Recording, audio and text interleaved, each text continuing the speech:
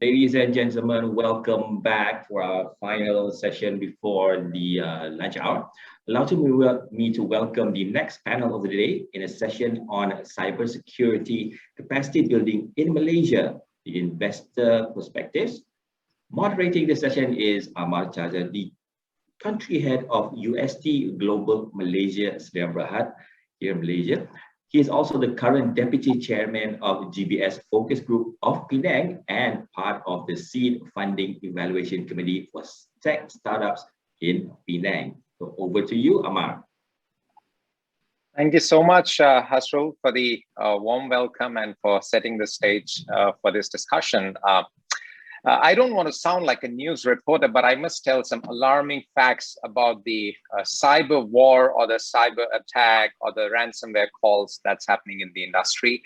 Southeast Asia has seen a rise of 168% on the cyber attacks that has happened to us. COVID has made things even worse. Cities are getting smarter, but then their IoT devices are getting hijacked. The videos from the bedrooms are going to the dark web and getting into the websites that we don't want our kids and our family members to get into, right? Situation is getting worse and worse. We were afraid of bio wars, but then we are getting equally afraid of cyber wars. Right, so the situation is getting bad. We are all getting tense, but then I have a good news for you all. We have some able panelists with us today who'll tell us that why we should not be afraid and why we have an amazing capacity on cybersecurity getting ready in the nation that is going to prevent us and that can also take reactive actions should we be exposed to any of those. Right. With that, I would like to quickly introduce my able colleagues and panelists today on this discussion. So let me start alphabetically with Amitabh. Amitabh Srivastava himself, Chief Solution Architect of Abyres and Cisco. So CISOs are very powerful these days. I would let the audience know that there was a directive where CISOs don't need to directly report into the CIO and they would directly report into the CEO themselves. So CISOs are a very important part of every company these days. So Amitabh is very, very important. He's a seasonal professional with 25 years of experience in IT, and he has even consulted various governments. I heard he was doing a project with the Middle East country recently, advising them on how to go about cybersecurity policies and so on and so forth. And he's been fully integrated with the threat-centric security operations center and has architected a couple of great stuff. Amitabh, with the kind of stuffs you have done, I think we need not be afraid anymore of Amitabh. So thank you so much for being a part of this panel discussion. And I'm sure audience will be benefited a lot with you. Before I come back to you, Amitabh, to hear from you, let me quickly introduce our other panelists today. So let me go next to Rajesh Dhuddu. Rajesh seems to me as a as a rock star of blockchain and cybersecurity. When I was looking at his profile, I think he's in some Fortune stuff. He's in Great Thinkers. He's in blockchain steering committee of IIMs and multiple other great universities. Himself an alumni of Columbus Business School. So we are amazed to have panelists like you with us, Rajesh, and I personally can't resist learning more from you about how this is, how the capacity is coming up and how we can feel more safe and cyber aware. Yeah, thank you for being with us, Rajesh. I'll come back to you with a few words from yourself, but let me introduce, Tengku. Who's already taking a nice picture on how he's looking. You're the smartest on the panel, I tell you, Tengku, and we are very excited about having you on this discussion because I think cybersecurity is a lot about hardware plus software, and and how Cisco is embedding things together. I think it's a great market leader to have together. So Tengku is a cybersecurity specialist from Cisco Systems. He is a cybersecurity evangelist, an architect, and business development leader in Malaysia. In his role, he represents Cisco as a main spokesperson for cybersecurity awareness, best practices, solutions, and industry trends. come with a great experience, blah, blah, blah. And Tengku will make sure that, we have a great discussion today. And I feel so well represented today, colleagues, panelists, and audience with such a nice cohort together. I can't wait for the discussion. With that, why don't we invite, Tengku, yourself to go first and give us a perspective. Tell more about yourself. I didn't do a great job about, talking right, representing you all in the right posture. So please go ahead and talk a little bit about yourself, how yourself and how Cisco are looking forward to empowering us with a better capacity on cybersecurity. Tengku, over to you. Thank you, Amar. Good afternoon, everyone. I'm also delighted to be here today to be one of the panelists in this session. Okay, so when it comes to the cybersecurity, I think it's a very interesting topic for everyone today, especially we are still in the pandemic situation, and a majority of us, if not all of us, still working from home, working from anywhere. But of course, again, we talk about cybersecurity perspective when it comes to capacity building. It is very key because when we started this, what they call the new trend, right? In the past 1 year, majority of the companies, they are not prepared, right? They do actually work from everywhere. In fact, when it comes to Cisco, we already having the culture that work from everywhere all the time. But it's just that, right? We have never seen anything like this before, right? We can't even meet a customer physically and whatnot. So the new norm actually has forced us, right, to use IT even much more, and this actually has increased the risk that we could actually be into when it comes to the cybersecurity threats. And when it comes to building the capacity, of course, number one, we talk about not only on the technology itself, people, process, and technology, but of course, we have about 1 hour session on this. We can talk a lot more on this. When it comes to the technology itself, we must make sure that we have the right infra, and then we have to make sure that we have the right capacity to expand, not only when it comes to the performance, but also to enable new services, right? And to enable the new services, not only at the right capacity, but at the right pace as well. In terms of, okay, we need to enable this right now, right? How fast we can actually turn it on. So all this will be discussed a little bit more detail. So I think let me just pause there for a while and over to you, Amar. Thank you, Tengku. I really like the way you say that everyone needs it like this now, right? So I think the time to market is very important, and being ready before situation get worse, and being ready to empower this industry to the next phase of digital transformation is very important. And yeah, we can't wait to hear more from you. Thank you for those great insights. Thank you, and for your warm introduction. Next, I would invite Rajesh to come forward and share his perspective a little bit and about himself. Rajesh, over to you. Yeah, thank you, Amar. Absolute pleasure to be part of this particular panel. In terms of, as you had introduced, I lead the cybersecurity and the blockchain practice for Tech Mahindra, which is one of the largest IT companies, a global IT company, but born out of India.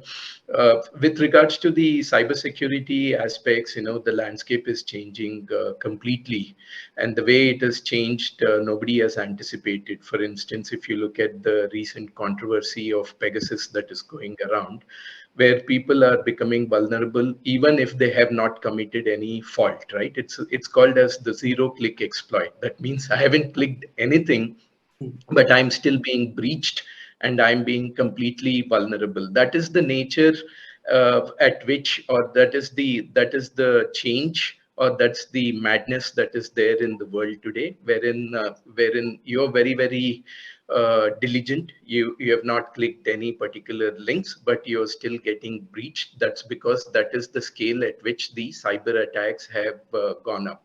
So this definitely requires a completely rethinking in terms of our approaches from a cybersecurity perspective. And this we have seen also on the enterprise side on the account of what is called as the supply chain attacks. So at the individual level, people are getting breached because of the zero-click exploits.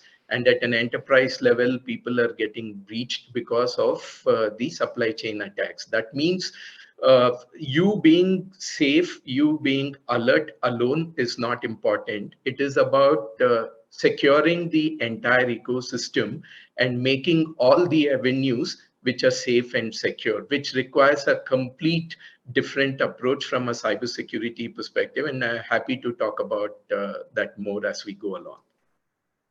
Thank you. Thank you so much, Rajesh. I agree to the large nuances, and I feel like the companies likes of ours who are, providing consulting on digital transformation and so on and so forth, needs to be more prepared than ever to abreast this industry and to keep it up to the pace and bringing these things faster and to meet the demands of the industry and the nations. I'm told to believe that in 2022 this is going to be $170 billion industry, right? Cybersecurity alone is going to be such a big industry, and I'm also reading that the money that the world would lose because of cyber attacks is going to be I think 600 or 700 billion dollars, but I think that's underquoted. I think it will hit $1 trillion because a lot of cyber attacks go unannounced, right? People become shy and they don't announce it, and most of the time these are the individuals who get impacted the most rather than the corporates and the government. So with that context, I'll bring on board Amitabh. Over to you to speak more about yourself and to help give us a perspective. After the very bombastic and very elaborate introduction, Amar, it is very difficult for me to add more to it. But what Rajesh said and what Tengku pointed out, and what you just added in terms of annual loss expectancy that we have in terms of attacks, I think there are two things that we need to understand. First is, I think we are at a point of inflection in terms of cybersecurity. Now, why do I say that? Because two things have changed around us. The speed of digital transformation is completely on steroids right now. And this is courtesy, I call it COVID uncle. If COVID would have not happened, a lot of legacy organizations would have continued their phased way of implementing digital transformation. COVID came in. So I call it the Zoom generation. The videocon generation was born, and we're looking at a very different perspective. Throughout 20 or 22 years of cybersecurity existence, we were talking about building, and Rajesh and I will concur, defense in depth. So we were creating layers and layers of security, trying to address security through that perspective. Suddenly, what happened in 2020? Everybody who was working within the boundary started working outside the boundary now. So all the defense in depth, which was set up to protect the house, was no longer validated or no longer valid because everybody was outside, sitting outside the boundary wall. So that gave us a new paradigm, and that's the reason I call it cybersecurity is at a point of inflection. I think things are going to change around cybersecurity. We cannot be looking just inside out. We have to start looking outside in. That basically means you cannot have, to the point which Tengku was making and to Rajesh's point, you need to have a look at the complete ecosystem when you're looking at cybersecurity. Protecting only partially or part of it is not going to be the solution, because now you have to look at attack surfaces which have expanded beyond imaginations. New vectors have evolved, the supply chain attack. Cybersecurity companies are getting attacked. We are looking at DLL-based infection rates. So things have changed around us, and that is leading up to a new point of discussion. And that new point of discussion is primarily coming from looking at how cybersecurity attack surface will evolve in next 5 years, not how cybersecurity technology will evolve. So now asset protection has a different ballgame. And that ballgame will now be how best can we understand inside out and study outside in. To that, that's what I will be covering in today with you. Thank you very much. That is amazing perspective, Amitabh, and it's so nice and full of learning to hear from leaders like you who have industry perspective. Besides, you have a personal perspective on how you see things happening in your environment, what kind of requests are coming in, and how you are actually responding to those. This is very interesting.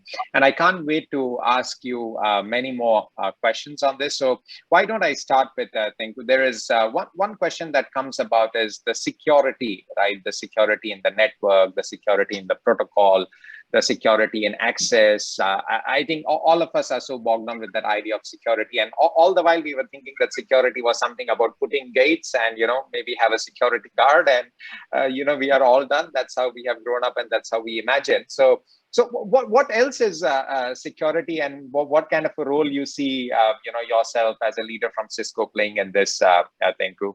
This question to you. Thank you, Amar. A very indeed good questions. Before that, maybe I will just do a quick recap to the audience. We are actually the worldwide leader in the technology that powers the internet. We built the internet, and we actually started cybersecurity back in 1995. And here we are today. We to stay on cybersecurity. So we actually leaders in these three main technologies: networking, cybersecurity, and collaboration. So when it comes to the cybersecurity perspective, on the solution itself, there are many things. But of course, today we don't want to go very deep into the products. But as you said earlier, Amar, in terms of the solution itself, the perimeter, we talk about.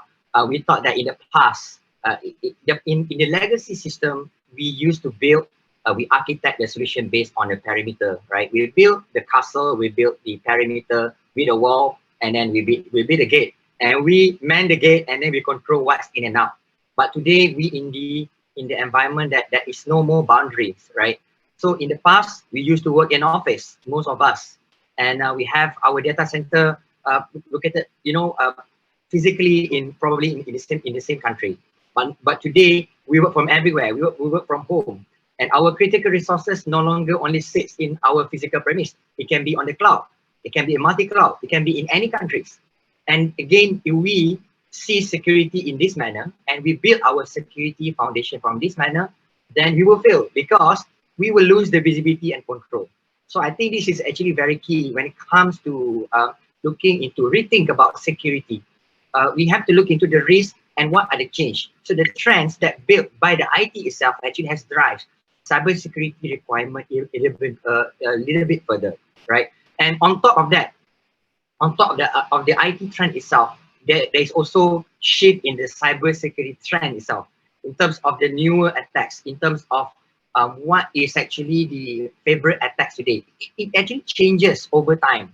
So as we start, when we first start the pandemic, the hackers realized that the attack surface has increased basically because more people are forced to use IT, and many of these people are not IT savvy, or they are less mature when it comes to cybersecurity. And we hear a lot of cases, password compromise, people just come into a virtual meeting without an invite, things like that. Mainly because of the awareness itself. So again, cybersecurity, not everything is about the technology. Yes, the technology definitely empower the cybersecurity defense, but it is still about people, process, and technology itself. And yes, again, we have to think about security in the bigger picture. We cannot think about let's build a system and secure from that manner. No, we have to change the way we think. If it's residing in the cloud, make sure that we don't lose the visibility and control in the cloud. If we allow employee work from home, make sure we don't use the visibility that we used to have when they work in office. Things like, are they connecting from the corporate laptop? Are they using the authorized software inside their laptop? Are they, are their endpoint devices has been, constantly updated in terms of patches? Things like that. Is their antivirus updated? All those things come into mind. So we have to look security in a different way, and we have to redesign our security in a different manner as well. We cannot think about perimeter and putting a firewall and secure in that manner. So I think solution does come. It does actually help, right? Something that probably I can share a little bit more later. But just to give some heads up is in terms of we have to rethink, we have to imagine now the firewall is actually residing on our end, on the end user, closer to us, in our laptop, in our mobile devices, in our iPads, in our, whatever devices that we have. So that, right, we can actually secure the user and the devices that accessing to our critical application. We have to remember that if we can't secure our user, we can't secure their endpoint devices, we can't secure our crown jewel. Okay, very key, crown jewel. Things that is important for us. Okay, I will talk about this as we go along as well. Let me pause that for a while. Thank you so much, Tengku, and I can see your excitement, when you talk about it and how keen you and Cisco are, I think, heads on taking it up. But I want to reveal one secret about the crown jewel. One thing I've surely learned and understood is that data is the new oil, right? So I think a lot of these attacks have been have made the data security, data privacy so vulnerable. And especially in this world of COVID, work from home, it's so unavoidable that my daughter takes the her online school classes using one of my laptops or iPads, right? Maybe as a leader of USC, I'm supposed to approve on something, but what if my daughter Samriti does it, right? And then how, and that's where a lot of aspects come about, like I was discussing with some of you earlier about zero trust and other things. So it is taking altogether a different route, and I'm getting so interested to discuss more and more about it. Thank you for that, Tengku. I would give a segue to the next question to Rajesh on this, but then before that, I see a question coming from audience. So let me take a quick diversion and attend to this question immediately from the audience. So there's a question, and maybe Amitabh, if I can pick on you for that. So because I know you have been consulting government a lot into these things. So where is Malaysia cybersecurity headquarters based in Putrajaya? How to ensure the operating systems provided unhackable and non-virus attackable, Amitabh? Oh, wow. Okay, first of all, there is nothing called a cybersecurity headquarters. We have something called as Cybersecurity Malaysia. They are based out of Cyberjaya, very competent set of people. We also have an agency under the Prime Minister's office called as NAXA, again based out of Putrajaya/Cyberjaya. The second part of the question, how do we secure the operating system? Well, I'll give you 2-3 perspectives. So let's just understand some factual reality. Malaysia till 2017 was ranked 3rd in Global Cybersecurity Index. This is done by ITU. In 2018, it dropped to 8th. And in 2020, it came back very strongly to 5th in terms of the overall index. Now, what does that tell us? It basically tells us that our policy infrastructure, our skill development, our cybersecurity infrastructure, our legal and regulatory framework are in place. Now, is it optimal? Is it the best? No, it is not. Will it ever be optimal? No. Will it be the best in the world? Well, it is, the very question itself is subjective, because you cannot have the best of a system which is evolving every day, every minute. Right in this discussion, while we were talking, somebody would have been attacked. There will be a discovery of a new vulnerability. There will be a discovery of another few malwares. So the fact is that the industry itself, the technology itself is evolving. Operating system security, well, there is no secured out. Rajesh and me, I'm sure we are part of a lot of these secure builds for operating systems, Rajesh. We have not been able to achieve. We thought DBN will be a great secure background. It's never been. We've tried a lot with Linux-based systems. Every OS has vulnerabilities. In fact, there was a beautiful statement made by one of the chief developers of the Windows environment in Microsoft. He said, every 25,000 lines of code, Amar, has 5 vulnerabilities. And I will leave it to your imagination. What is the lines of code in the Windows environment? You're talking millions and millions of lines of code. So the vulnerabilities will exist. It's just that you need to keep patching it, because humans code, humans build these operating systems. So we are prone. We are not animals which are perfect. In fact, perfection is a great pursuit, but it's not a reality. So do not believe that we will ever build a perfectly secured out, cyber secured system. It will never happen as far as humans are coding. So yes, there is no perfect environment. There is no hyper secured operating system as of now. If tomorrow my fellow developers are able to build it, sure. Yes. Over to you, Amar. Thank you, Amitabh. But the first part that you said was very satisfying, that we are in the top 10 and we have been moving around between 5, 6, 7, 8. So for that is not bad. I would say out of the 190 over countries, I mean, being there in top 10 really shows the kind of consciousness and awareness and leadership that Malaysia as a country is showing up. And that makes the job even more difficult for technology leaders like us to stay ahead of the curve, because being on the top is not that easy.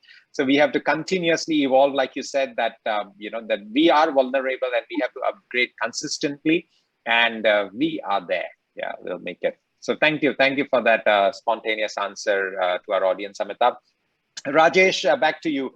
I was getting a bit worried about my daughter approving things on my behalf when I was working from home. That's where we were last when Tengku scared us about work from home things. So my question to you, Rajesh, is, as you are in thick of things, working with global leaders around cybersecurity, how do you see COVID transforming and impacting the need of cybersecurity? And do you really think that we have the capacity to take it head on? Because I think COVID is the new chief disruption officer, right? I mean, the things have gone beyond our planning. I and you could not have planned that this amount of people that we would have done, this kind of support that we would have done, and how it has, I mean, exponentially grown over last few quarters. So how do you look at it from a cybersecurity perspective, and how do we align to get that capacity in place, Rajesh? Yeah, absolutely, Amar. In terms of, a lot of interesting things have happened ever since the pandemic has broken, right? In terms of, I was reading a particular report, and the report said that the cyber defenses that are required by the companies have leaped forward by 15 years, and the response time was less than 1 day for most of the companies. So you can imagine in terms of how much amount of the pressure it has exerted. In fact, it has become a double whammy. One is because of COVID, we have productivity losses, and on account of cybersecurity, the productivity losses have gotten even more compounded. Now, why has it happened? It is primarily because everybody is working remotely, which means the corporate networks need to be expanded, as Amitabh had mentioned, and people have now moved away from the castle and the moat kind of an approach. When you're in an organization, you're strongly protected by perimeters, but once you're working at home environment, the cybersecurity has moved from do it for me kind of an environment to do it yourself. When you're in an organization, somebody does it for you, but when you're in a home environment, you have to do it yourself. So when these attack surfaces got expanded, cyber actors went after them, because many organizations, mostly from small and medium businesses, they have not even put in practices like anonymization of attack surface. They were thinking that by expanding the attack surface, they will enable their employees to get connected to the corporate applications. But the opportunistic entry has been obtained by the cyber attackers. So simple things like multi-factor authentication on a corporate network has not been enabled. And the data suggests that if you enable basic hygiene factors like a multi-factor authentication, two-factor authentication for accessing into these corporate applications, the attacks can be reduced by about 98%. That's number one. Then number two, the attack surface anonymization is also very important. And we are at the verge of technology where we have access to aspects like software defined perimeters, where the attack surface can be anonymized. So these are the basic things that one needs to take into consideration. And if I correlate to what has happened in Malaysia also, ever since the movement control order has been issued in Malaysia, 800 incidents have been reported to the Malaysian CERT. And when Malaysian CERT analyzed these 800 incidents, 85% of those incidents have happened because of what I call as the human firewall failure, not the actual technology firewall, but it is the human firewall failure. Now, who constitutes that human firewall? It is you and me and everybody on this particular panel and everybody who's listening to this particular session, right? You constitute that particular human firewall. Now, I'll bring in another data point. When MyCert went and analyzed that because of this failure of human firewalls, they went and analyzed the number of cert companies that are there in Malaysia and how many such cert companies carry out training on cybersecurity awareness. Hardly 10% of those cert companies carry out training on cybersecurity awareness. So the second most important point after the basic hygiene factors have been taken into consideration is to raise the awareness level of people. People are getting phished. And if you look at the 4 large attacks that have redefined the cybersecurity space in the world today, the Colonial Pipeline, or the Solar Winds attack, or the JBS meat factory attack, all the cyber actors have done is they've harvested the credentials of people through social engineering and phishing. That means people have to, the employees have to stay very, very alert. And I'm sure this is the case in the human behavior is the same everywhere. If you go and look into your neighboring networks, the Wi-Fi networks, many of them are not even encrypted. And you can easily look at their door number and you can figure out their Wi-Fi password, because in most of the cases, the door number is the Wi-Fi password. So cyber actors don't have to come up with a significant amount of sophistication to breach these kind of networks. So strengthening of human firewall is very important. And in addition to that, keeping a tab on the latest developments that is happening in the industry, especially from a zero trust network principle perspective. In fact, the speaker Tengku from Cisco had kind of mentioned it from a perspective of zero trust network architecture, where you have to get into a scenario where if the CEO credentials are being presented to your corporate network, you don't give any privileges or you don't escalate privileges just because the credentials belong to the CEO. You don't trust anyone and you verify always. Don't trust the information, don't trust the network, don't trust the application. Then the second part is when you're giving access to your employees, gone are the days when people used to say, I will secure internet. There's nothing called as securing internet. You can secure access of your employees to a particular application. All that matters is security of that access to the application, rather than saying, I will secure internet and I will secure my employees. So these are some of the approaches that need to be taken into consideration. And to add on to what Amitabh had said is, no more no more the focus is on protecting yourself from being breached. You will get breached because of the sophisticated attacks that are happening.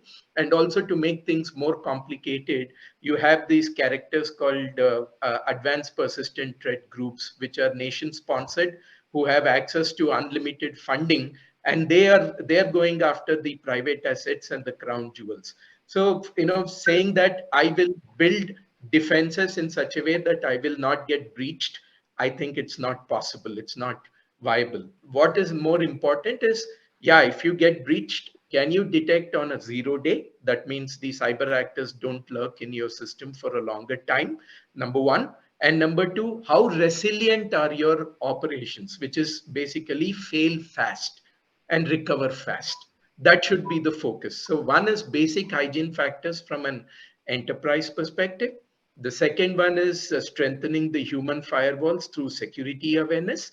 And the third one is keeping a tab on the rapid developments that are happening in the cybersecurity space. And remember, I keep telling this, like the session that we are having currently, I'm sure the cyber actors are having a similar session somewhere in the dark web and the deep web, and they are also collaborating. Because if you go to the dark web, you can buy ransomware as SaaS model. And I have seen statements in dark web. There are many, many companies who give ransomware as a service, and they're writing statements that they take their business very, very seriously. They have ethics in an unethical business, and they will ensure that you get a high success rate, because if they don't give you high success rate, they will not get repeat business. And this is the commitment they are showing to the bad guys in the dark web. So it's an eternal race between the good guys and the bad guys, and the approaches and the defenses need to be evolved constantly and consistently. With that, back to you, Amar. Thank you so much, Rajesh. You brought some very, very interesting perspective. I'll take them one on one. First of it that really I got intrigued was about the talent kind of thing. You talked about trainings, you talked about, you kind of inferred that we are still doing very little, right? We should be doing much more than what we are trying to do. That was one inference that I got. And I was also looking at the statistics. What I read is that around 3.5 million cybersecurity jobs will go unfulfilled globally, right, in this year alone. Right, that is the capacity that is still, unfulfilled. I'm sure Malaysia is doing much better because we are in the top 10, like Amitabh said earlier. Probably our stats are much better. Our digital awareness in the nation is much better. I'm sure we'll be much ahead of it, and maybe we can take leadership in providing more. We should have surplus so that we can even support the global needs. That's what we are here for as investors. How we can enhance our needs and capacity and capability in Malaysia to service the nation as well as to our global investors and attract them to come here. So that is good. But one of the building blocks that I see here is missing, and that's my next question, segue to Amitabh, is because we are in the business of digital transformation, right? And we see that the need for talent and the demand for talent is taking a very long toll, especially in these times with the demand and supply. So the question to you, Amitabh, is cybersecurity is going to be a constant battle, right? Like you all said, and the demand for cyber talent will continue to rise and outspace the supply by all means, right? So what, in your opinion, where do we stand today? And with your experience and expertise and trainings or other things, is there something that you want to share with us on how do you see it? How do you feel about it, Amitabh? We are getting very worried, give us some sunshine. Oh, it's all sunshine and it's all beachy, and the waves are beautiful, and the good jazz music playing in the background. So here is my perspective, which is very different from the reports that you read. The reason I am slightly different from all the reports that you read, almost all the reports that are coming out worldwide, they talk about talent shortage. No one talks about skill shortage. Now I'll explain the difference. Yes, you can go to a university and get a degree in cybersecurity, and you will have zero knowledge about cybersecurity. And I'm telling you from my little experience, and trust my white hair on this, zero knowledge on cybersecurity even after a degree. Why? Because cybersecurity is a skill-based industry. It is not an education-centric industry. So I take great objection when people say, "Oh, we have to train our people, on security awareness." Yes, you can train dogs to jump, but it cannot work for employees and human beings. You have to educate them what not to do. So the journey of creating a hygiene factor in an organization is not training centered. It is awareness driven and education centered. So there is a difference in terms of approach. Secondly, when you look at education qualifications, and this is something I've been talking to governments, I have been talking to Ministry of Education across Asia Pacific, is don't try and create degrees. Create skill-based. I'll give a very beautiful example in a country called as India. They have started a full ministry which is supposed to create skills. Okay. And if you look at any hacker, any counter hacker or good, there's nothing called as ethical hacker. Hacker is a good word, actually, negatively treated, but it's a good word. Any kind of hacker which has a positive intent, he's skill centered. He's not education centered. So it doesn't matter you have a CISSP or CEH. If you have the requisite skills, you will do very well. And this is the problem. The reports show a gap in talent because almost every organization is trying to hire the degree. They are not trying to hire the skill. Because to hire the skill, you need to know how to evaluate the skill, because people who are hiring are more comfortable. Oh, he has a master's in cybersecurity, he will be good. So this is the flux which is giving rise to such a huge gap in the talent pool. And I think the only way you can bridge it is when you have agencies, government-driven agencies like Cybersecurity Malaysia, NAXA, MDEX initiative, to build skills. When you build skill set in a country, then that's the core of capacity building. Rather than creating newer and newer degrees, you create skill sets. You create defined, structured skills which will benefit the country. So that's my take on that. I'm sorry for the reports that you read. No. That is wonderful. We wanted those reports to be wrong, and we wanted to believe that we are secure and we have surplus talent, like I said, Amitabh, so that we can fulfill our needs and we can give more to the rest of 189, whatever the country's count is, so that they can depend on Malaysia and more investment should come here in this space. No, something. Go ahead. Sorry to that. It's go not ahead. that people are not getting talented, but if you look at top 10 internet companies in terms of what their revenue is, you are competing against a dark web where the overall business is around 1.7 trillion business dollars, the US dollars.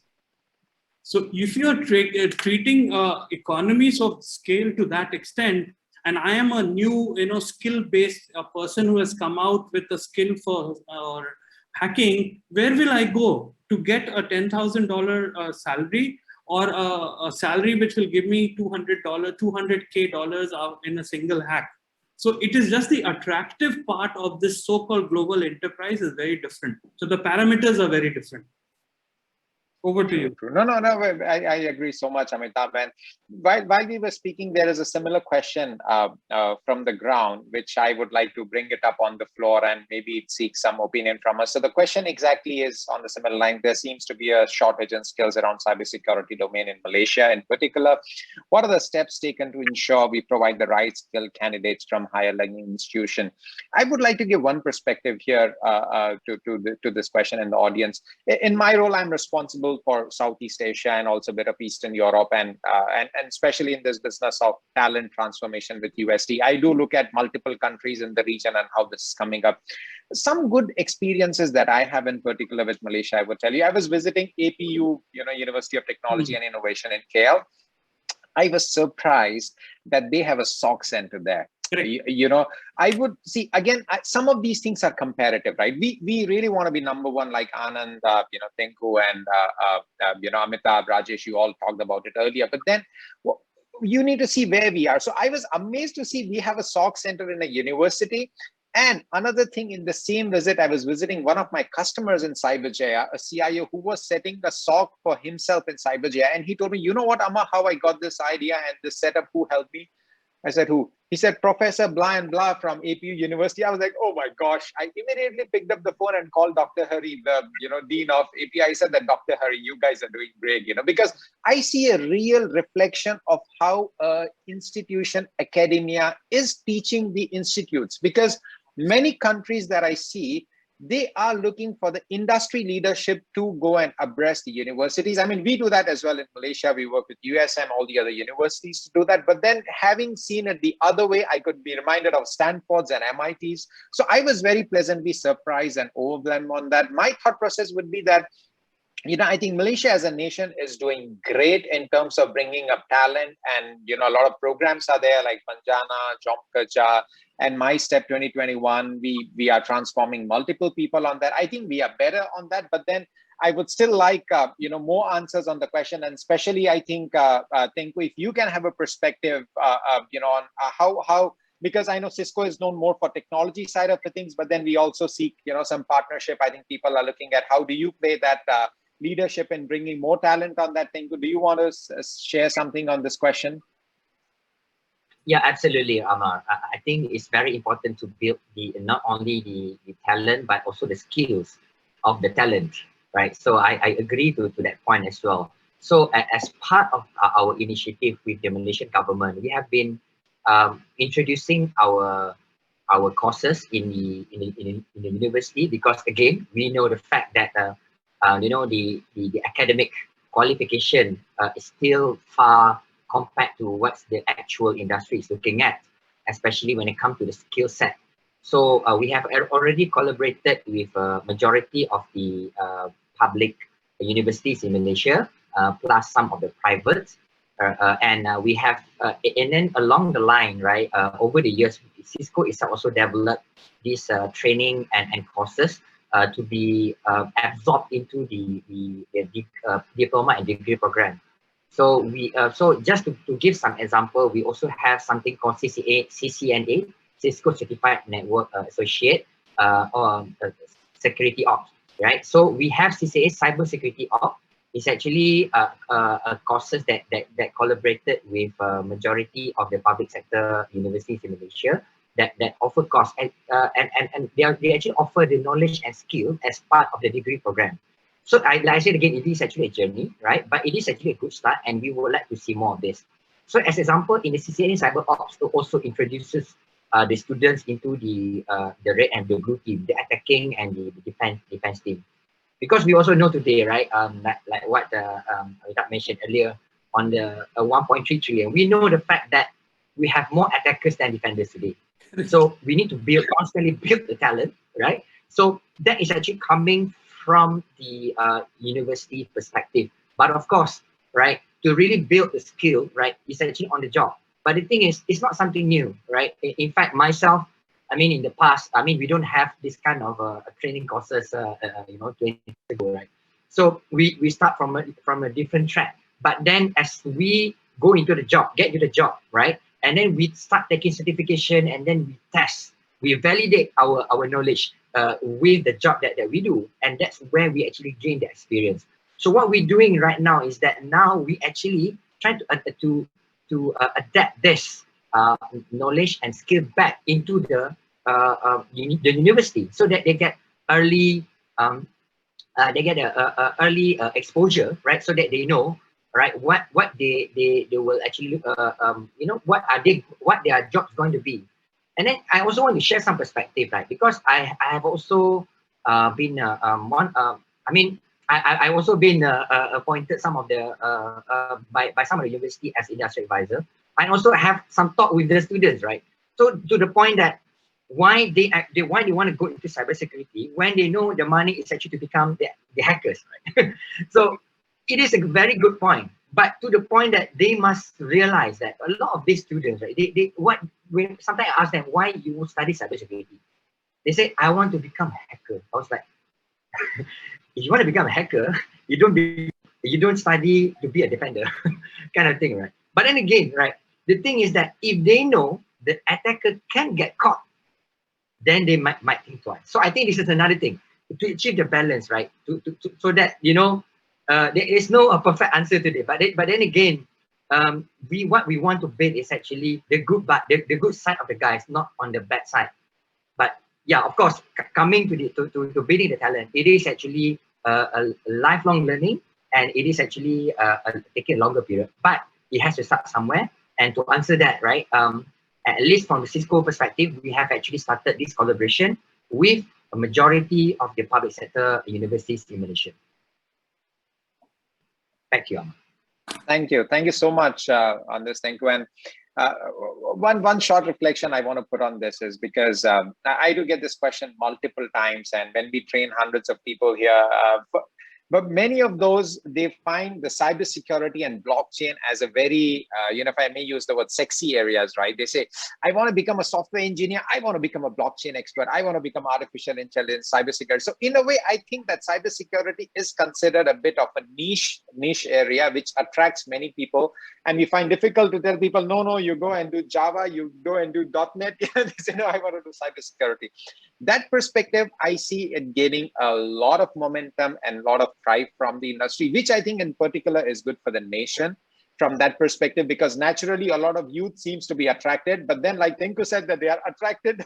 I didn't know they were attracted because they saw there an opportunity in hacking, by the way. They were probably scared to ask that, tell that to me that, hey, Amar, we are interested because maybe we can become real hackers or not ethical hackers. But then you brought a very good perspective that maybe the governance, right, the laws, we should also sunshine the stories of the hackers being caught, they put to what happens to someone who kills, what happens to a robber, what happens to a pirate, what happens to a rapist.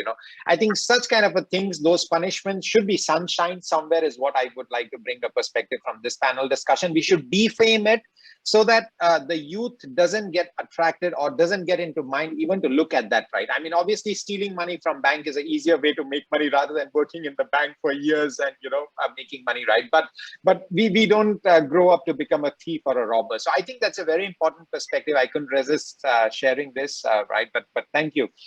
I have a question for you, Rajesh, here, taking a bit of a turn. Another thing I want to bring out perspective, especially in this world of ICT, cloud transformation, networking. When you look at an overall solution strategy together in digital transformation, which is becoming a big new wave, and Malaysia is riding a big on digital disruption. Right, one of our 5 focus areas, they are all riding on cybersecurity, digital transformation.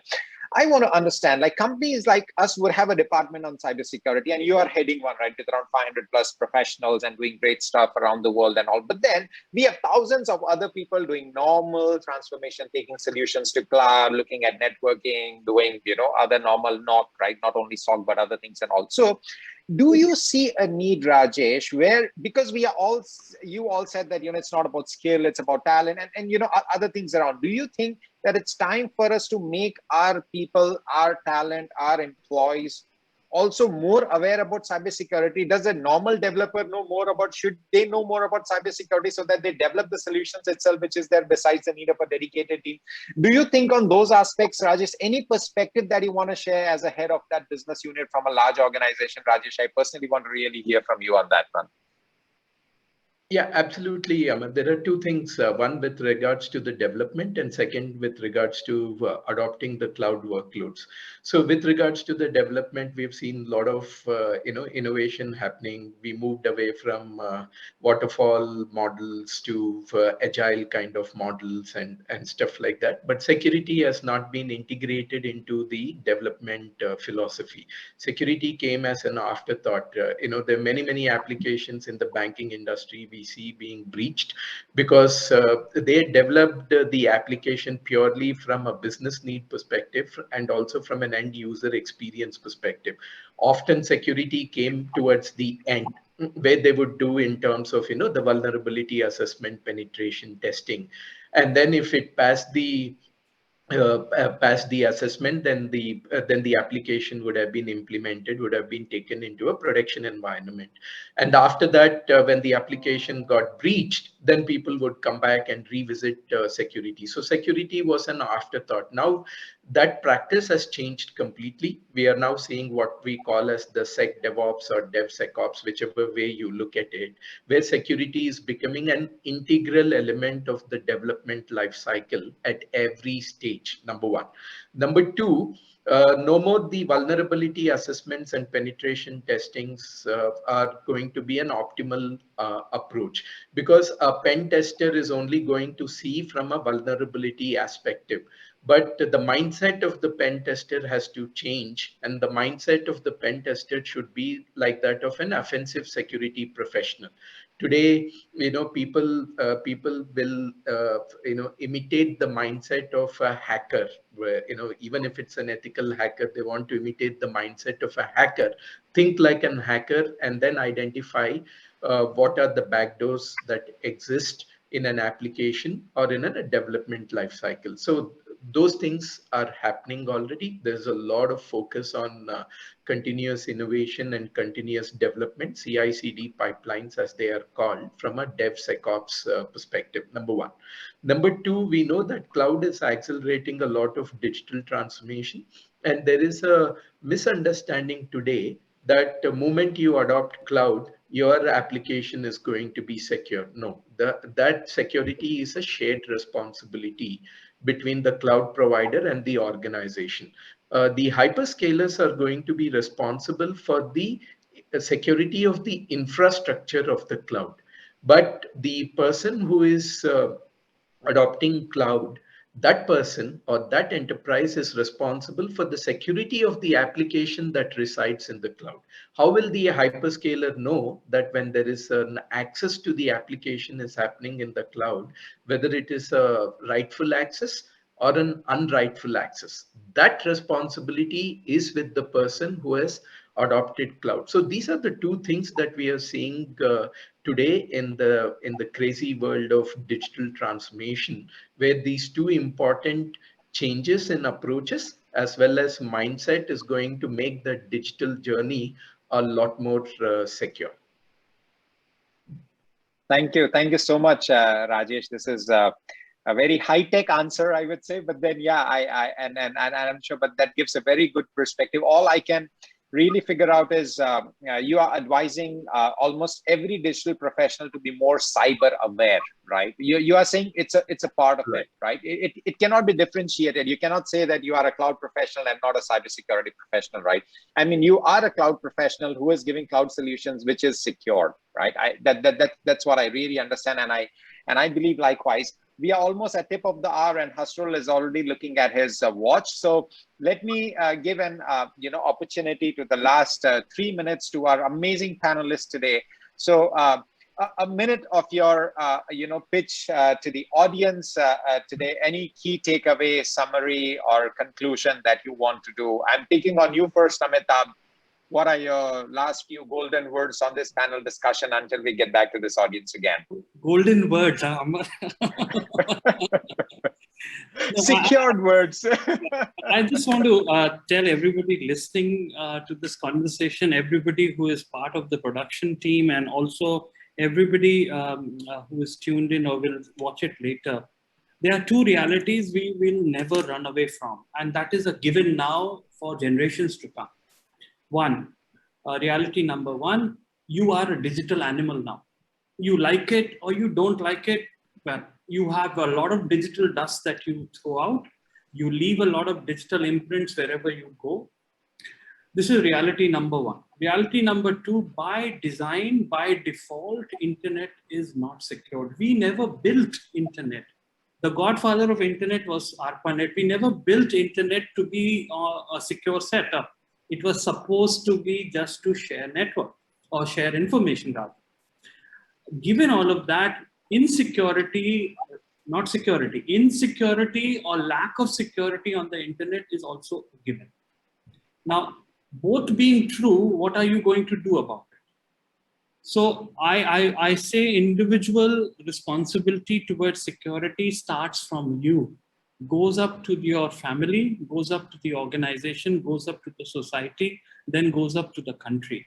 This is very, very crucial. If you do not have an attitude towards security, no matter how good the technology is, no matter how good you bring the best products of the world, put it in your organization, don't train your people at all, do not put any process there in the organization. I bet you all my money, you will lose the battle on cybersecurity the moment a smallest of the error happens. You flip it around. You train everybody aggressively. You put the best processes in place and even get a okay system there. They will be able to protect. The story of the lion and the sheep. That story and that phrase is very valid. Thanks, Amitabh. I think Hasrul is getting very worried now, but so you're trying to tell that be aware yourself. System and technology will never be good enough. Be self-conscious, be self-aware. Any 2 words or 2 sentences from you, Tengku? How would you want to conclude? Anything you want to say to audience today? Okay, let me try. I have a lot to say. Okay, so of course, when it comes to the technology perspective, focus more on the simplicity. People talk a lot about simplicity, right? But they didn't realize that when they actually trying to make it simple, they add more complexity, right? So this is actually very key as well when deciding on any solution and the product in the market today.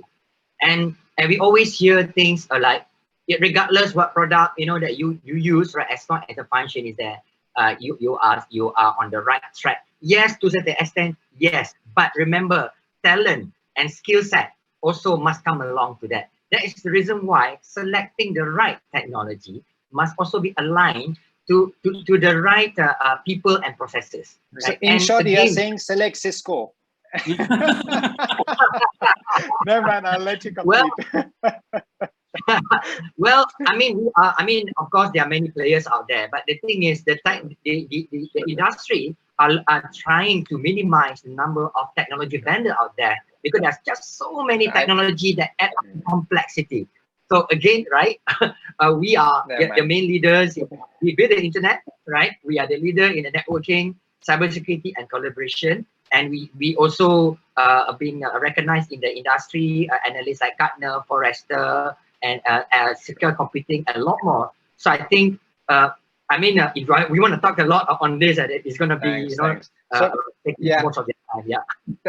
Thanks, Tengku. So I'll give it back to you, Hasrul, just with a concluding line that I picked up from the amazing panelists.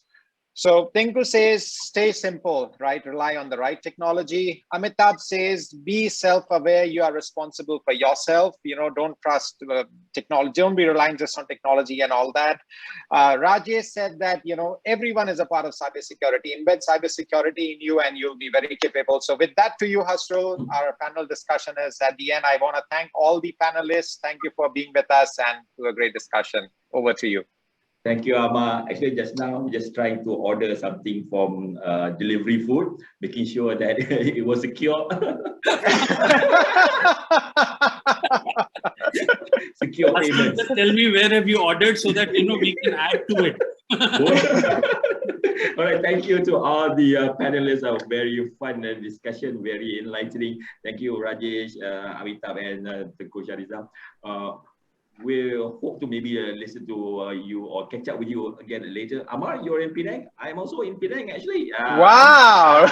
Maybe we can catch up later. All right. Okay, everybody, thank you. Bye. Okay, thank you. Bye. Bye.